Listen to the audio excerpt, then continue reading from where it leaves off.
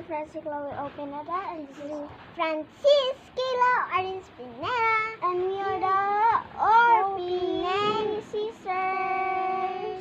So ngayon guys, may gagawin kami ngayon. Ang gagawin namin ay ice cream shop. Kunwaring ice cream shop.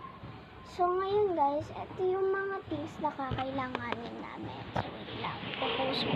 So ayan guys, yung mga gagamitin namin. Ito yung pang sandalan ng cellphone na ano namin kasi nag-vlog kami. At ito naman yung cups na butas. Tapos ito yung mga pa-freebies. Kunyari lang to guys, ito yung container. At ito, ewan ko para saan to, basta nilagay lang namin siya dyan. So, ito guys, yung magiging ice cream, the Lego. So, ayun na. So, yun na nga guys. So, nasa kubo pala kami. Ayan. Nasa kubo kami ngayon. Ayan, walang pintuan tsaka bintana. Okay Yes. lang yun kasi kubo naman yun, di ba? Okay. Kubo yun, hindi yun. So, ngayon guys, kukuha muna si Kayla ng panandok ng ice cream para maganda. So, itutur ko muna kayo dun sa ano namin, sa mga laruan namin. So, let's go dito banda yun. So, ayan na nga guys. So, nandito na tayo.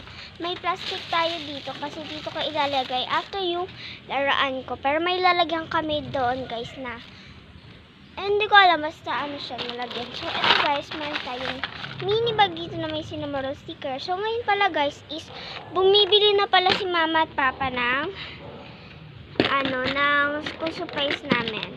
So, favorite collector ko sa Rio ay cinnamon roll. At ayan guys, pakita ko yung laman niya. So, ayan guys. So, meron tayo ditong eraser. Extra ko yan para doon sa school supplies ko. At ito naman ay, fake na coin. Fake coin siya na 5 pesos. Kay Kuya Noli ko lang yan din. Tapos ito naman ay mini suklay. Ito, galing to sa ano ba yun? Basta. So, ayan. Meron tayong dice and meron tayong tali at suklay. So, yun lang. Guys, naubusan na tayo ng time kasi 2:41 na lang. So, 3 minutes kasi to guys. So, see you the next ice cream shop. Yun lang. Bye!